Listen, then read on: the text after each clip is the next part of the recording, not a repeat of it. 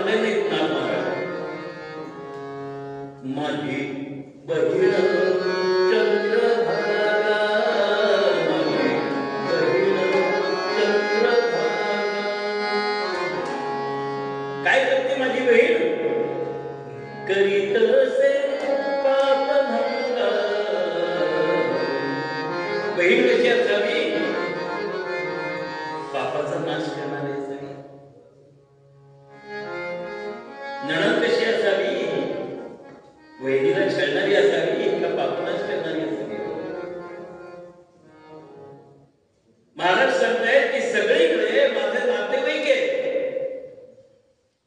पण त्या काळात नातेवाईकांना मी जवळ करत होतो. आज आईला सुद्धा वृद्धाश्रमात पाठवणाऱ्या मुलांना बाबा आणि आई माझी विठ्ठल रखुमाई कसं राहावं, कसं पटावं. म्हणून आनंद तिथे जिथे तुमचे आई वडील तुमच्या बरोबर आहेत. आनंद तिथे जिथे तुमची बहीण तुमचा पापनाश करण्याचा प्रयत्न करते. तो आनंद मिळवायचा. बरं, हे सगळी नाती कोणाशी निगडीत आहे? तो या देहाशी निगडीत नाही. ती नाती आत्मरूपाशी निगडीत आहेत. अहम ब्रह्मास्मी म्हणता म्हणता त्वम ब्रह्मास्मी सर्वं खल्लं ब्रह्मास्मी म्हणून आम्ही म्हणून मोकळे झालेले आहोत की हे सर्व विश्वच माझं आहे. हे विश्व जे माझे घर ऐशी जयाची मती स्थिर हे भुवना सर्व चराचर आपण बैधारला. हे सर्व चराचरच मी आहे. आणि म्हणून कोणाशी वैर हा विषयच राहिला नाही. ज्याला मी माझं मानलं त्याच्याशी भांडण होणार कसं? त्या काळात आम्ही माझं म्हणून एकमेकांना म्हणत होतो. आज अडचण तिथे येते. आमच्या घरी असं नव्हतं, असं दोघंही म्हणतात नवरा बायको एकमेकांना. आमच्या घरची पद्धत वेगळी होती. मान्य आहे, वेगळीच असणार. जसं आमच्याकडे कोकणामध्ये पद्धती वेगळ्या होत्या, इकडे तुमच्याकडे पद्धती वेगळ्या आहेत. जेवणासकट सगळ्या. मग आम्ही असं म्हणायचं का आमच्याकडे अशी पद्धत नव्हती, काय तुम्ही केले? किंवा तुम्ही असं म्हणायचं का तुमच्या पद्धती तुमच्याकडे राहू देतो, आमच्याकडे आहे तसं घेतलं असेल तर काय फक्त वाद आणि वाद. वादाचं रूपांतर संवादात करणं म्हणजे आनंद आहे. गोंदवलेकर महाराज म्हणतात आनंद कशाला म्हणायचं? जिथे समाधान आहे त्याला आनंद म्हणतात. जे केल्यामुळे मला समाधान प्राप्त होणार आहे त्याला आनंद म्हणतात. मुलाला भूक लागल्यानंतर केव्हाही प्रयोग करायला हरकत नाही. केव्हाही 3-4 वर्षाचं मूल रडत रडत आई जवळ येतं भूक लागली म्हणून. बोलता येत नाहीये पण रडताय. आई जर आई म्हणून असेल तर तिला कळतं त्या मुलाला भूक लागली. आई कामात असते, ते करावंच लागतंय. एकीकडे पोळी लाटता लाटता कदाचित काहीतरी जवळपास असेल, त्या मुलाला खाता येण्यासारखं असेल तर एखाद्या बशीत घेते, ते देते त्या मुलाच्या आदरते बशी आणि मग ते खा. ते पोर खात नाही. आई एक झपाटा मारते का खायला दिलंय ना. पुढचे शब्द मी बोलत नाही. खायचे काय असतात भूक लागले म्हणून खायला त्या आणखी जोरात भुकाट बसवतो. आई फटके देते. मग आई असेल तर तिच्या लक्षात येतं याला मारून उपयोगाचं. मग काय करायला पाहिजे? हातातलं काम बाजूला ठेवते, त्याला जवळ ओढते, मांडीवर घेते, पाठीवरनं हात फिरवते आणि त्या बशीतला जो पदार्थ असेल तो तिच्या तोंडात टाकते. मग ते पोर हसायला लागतं. त्याला आनंद म्हणतात. हा आनंद कधी मिळणार आहे? हे समाधान हा आनंद त्याच वेळेला आम्हाला मिळेल ज्यावेळेला ज्याला आम्ही माऊली मानलाय तो आमच्या रडण्यामुळे आम्हाला जवळ करेल आणि त्याचा घास जो असेल तो आमच्या तोंडात जाईल. त्या मुलाला ते जे समाधान झालंय कुठलं? आईने जवळ घेतल्याचं.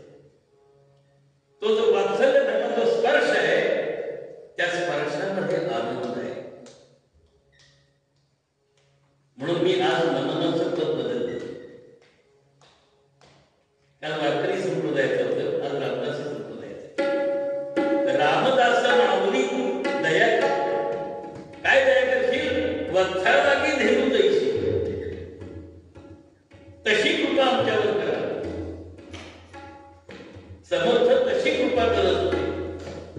गोंदवलेकर महाराज तशा प्रकारची कृपा करत होते त्यांच्याकडे येणाऱ्या प्रत्येक माणसाला. अरे ये बघू काय झालं ते. एक म्हातारी गेली म्हणत काय मला अनुभूत आहे, औषध काही थांबत नाहीये, ते औषधही थांबत नाही, आता मी मरणार आहे, संपतले आयुष्य कळलेलं आहे. पण अशा वेळेला महाराज माझी एक इच्छा आहे, या देहाच्या वेदना थांबून सुखाने मरणी होऊ देत. महाराज म्हणाले ठीक आहे, तुझ्या वेदना तात्पुरत्या बाजूला ठेवतो, तू नामस्मरण कर. त्या स्त्रीने नामस्मरण करायला सुरुवात केली. वेदना बाजूला झाल्या आणि महाराजांच्या मांडीवर तिने प्राण सोडला. पण वेदना मुक्त होऊन तिथे आनंद आहे. मेल्याचं दुःख जगू नये, पण वेदना रहित मरण आलं, हा आनंद कुठे आहे?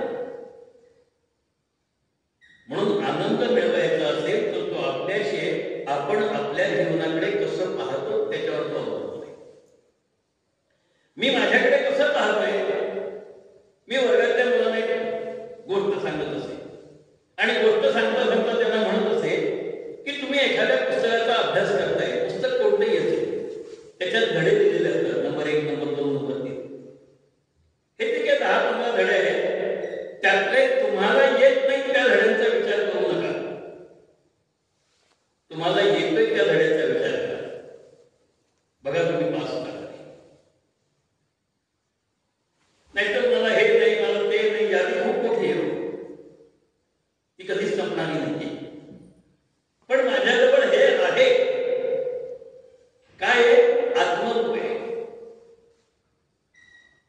बाकी कदाचित माझ्याजवळ काही नाही, शरीर हवं तसं नाही, वेगळ्या प्रकारचे शरीराला त्रास आहे, दुःख आहे, पण माझ्याजवळ माझा आत्माराम आहे.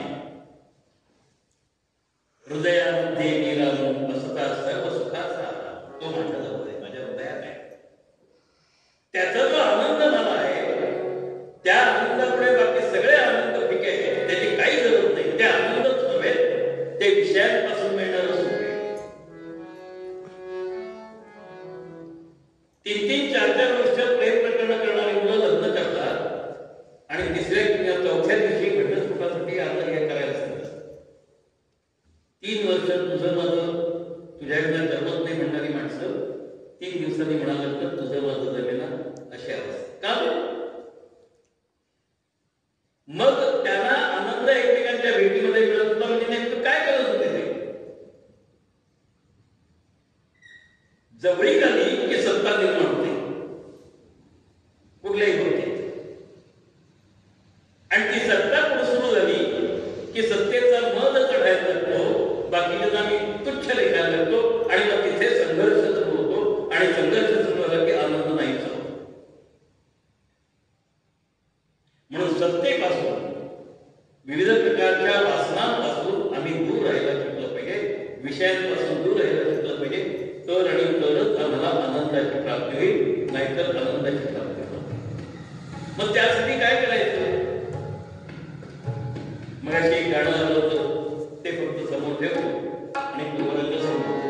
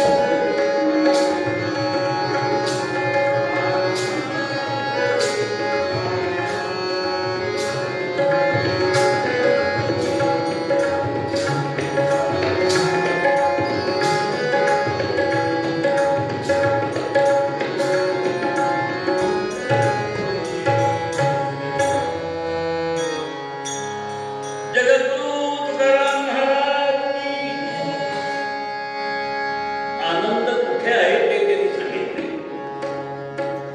काय म्हणाले? माझं मन तुझ्या चरणाशी स्थिर झालं तर आनंद आहे. मग आमचं मन भगवंताच्या पायाशी लीन झालंय का, एकरूप झालंय का, तदाकार झालंय का, तद्रूप झालंय का, तरच आम्हाला तो आनंद मिळेल, अन्यथा तो आनंद मिळणार नाही. पण तो आनंद आहे कोणाकडे? भगवंताच्या चरणाशी दुसरा कोणी लीन झाला तर तो आनंद मला मिळेल का? मला भूक लागलेली असताना आपण एखादा पदार्थ खाल्ला तर मला आनंद मिळेल का? माझा आनंद मला मिळवावा लागेल आणि तो माझ्या जवळ आहे. फक्त मी माझ्या कक्षा रुंदावल्या पाहिजेत, माझ्या जाणीवा रुंदावल्या पाहिजेत, आत्मबोधाचा विचार करायला पाहिजे. ही गुण ज्याला कळलं, कोणती गुण?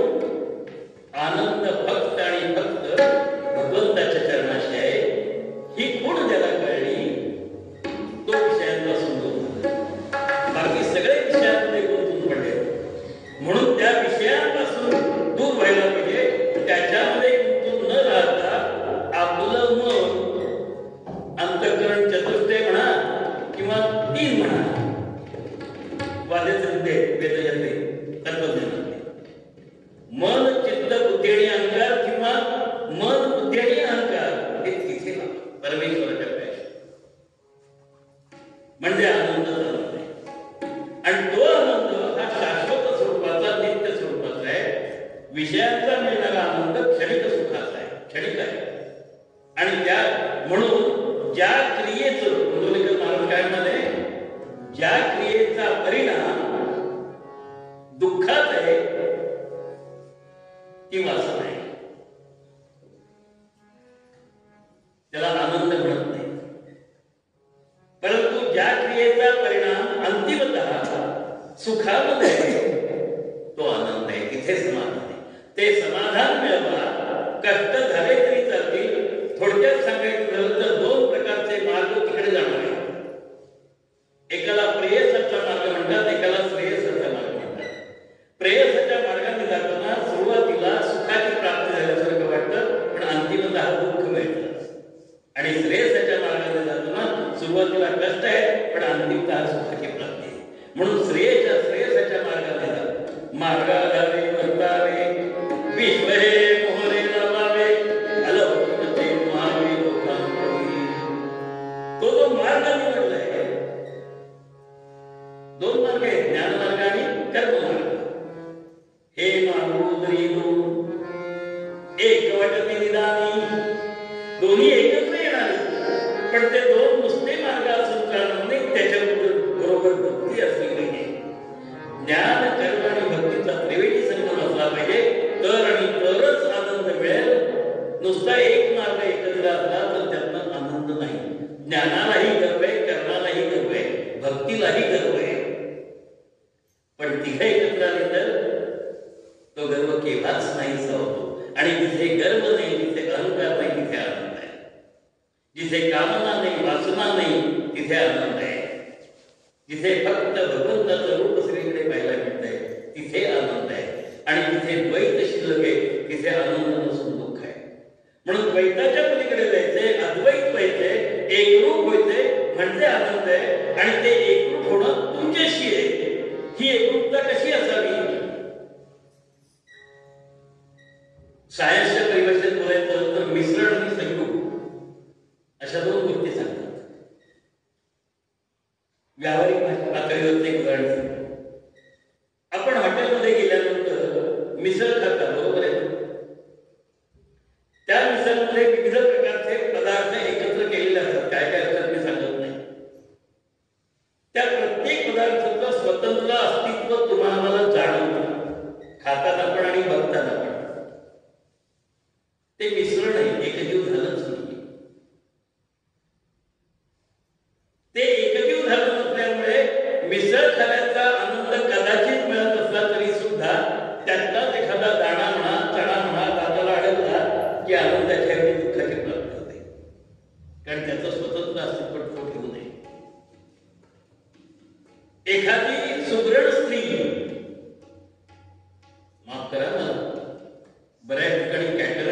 काम करणारे पुरुष असतात.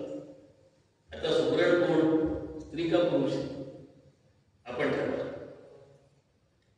ते अन्न बनवणारा जो असतो, तो अन्न बनवणारा तो किंवा ती कुठल्या शाळेत शिकायला गेलेत मला माहिती नाही. मॅनेजमेंटच्या नावाखाली बरंच काही सांगितलं जातं, पण ती भाजी करते 4 माणसांसाठी समजा भाजी करायची, कदाचित हाताने तिखट मीठ घालून असेल त्या भाजीमध्ये, कदाचित चमच्याने, कारण सध्या चमचे सगळीकडे वाढलेले आहेत, जिथे पाहावं तिथे त्यांचा सुकाळ दिसतो. एवढी किलो भाजी असेल तर एवढं मीठ घालावं असं कुठे लिहिलेलं आहे. पण तरी ती इतका सुंदर स्वयंपाक करते. जुन्या काळी तर हे पण शिकत नव्हती. काय नाही, किती 50 माणसांचा स्वयंपाक असू दे, मी सांगतो एवढंच तिखट मीठ घाला. ते तिखट आणि मीठ जोपर्यंत भाजीशी एकरूप झालेलं आहे तोपर्यंत चव छान लागते. त्यातल्या एखाद्याने जरी डोकं वर काढलं तरी तो पदार्थ तिखट तरी लागतो, नाही तर खारट तरी लागतो. ती खट आहे म्हणून आणि तो खार आहे म्हणून. मग काय करायला पाहिजे, ते एकरूप झालं पाहिजे, एकजीव झालं पाहिजे. साखरेचा तो राखडी साखरेचा म्हणजे आपण वाटतो किंवा साखर म्हणूया, दुधामध्ये मिसळल्यानंतर जोपर्यंत साखर वेगळी आहे आणि दूध वेगळं आहे तोपर्यंत दुधाला गुढी येत नाही. भारतामध्ये प्रथम ज्यावेळेला पारशी समाज व्हायला आला राजाच्या दरबारी, त्यावेळेला राजाने त्याला नकार दिला, आमच्याकडे राहू नका, शरणार्थी म्हणून आला होता, बोलता येत नाही, भाषा कळत नाही. का बरं? राजाने एका भांड्यामध्ये पाणी मागवलं आणि मिठाचा खडा मागितला, एका भांड्यामध्ये दूध मागितलं, पुन्हा मिठाचा खडा मागितला. पाण्यात मिठाचा खडा टाकला, तो विरघळून गेला, पाणी सगळं खारट झालं. दुधात मिठाचा खडा टाकला, दूध फाटून गेलं, नासून गेलं. असे तुम्ही वागाल म्हणून आमच्याकडे येऊ नका, असं त्या पारशी गृहस्थाला शरणार्थीला राजाने सांगितलं, हिंदू राजाने. त्यांनी पुन्हा ते दोन्ही पदार्थ मागून घेतले आणि साखर मागितली. दुधामध्ये साखर घातली, पाण्यामध्ये साखर घातली आणि म्हणाला, महाराज आम्ही असे राहू. दूधही गोड झाले, पाणीही गोड झाले. आजपर्यंत या भारत नावाच्या देशामध्ये पारशी समाजाचं एक तरी भांडण आहे का? एक तरी दाखवा. इतकी वर्ष गेली. का बरं? तुमच्यामध्ये मिसळून राहण्यामध्ये आम्हाला आनंद आहे हे त्यांना कळलं, पण आमच्या घरातल्या माणसांना कळत नाही. त्याला काय म्हणून आनंद कुठे लांब नाहीये, बाहेर नाहीये. त्या पारशी गृहस्थांना तो आनंद आमच्या संस्कृतीमध्ये दिसला. आमच्या संस्कृतीतील लोक आमच्यावर आरोप करतात, म्हणतात हे सगळं थोतांडे हो, कारण त्यांना तो दिसला नाही. ते विषयी आहे आणि विषयांच्या अधीन झाल्यामुळे त्यांना ते कळत नाही आनंद कशात. तेव्हा मूळ आनंद आमचा आमच्यापाशी आहे, पण कधी आहे?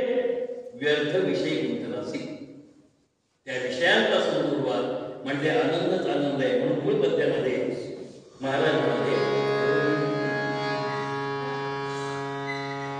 सर्व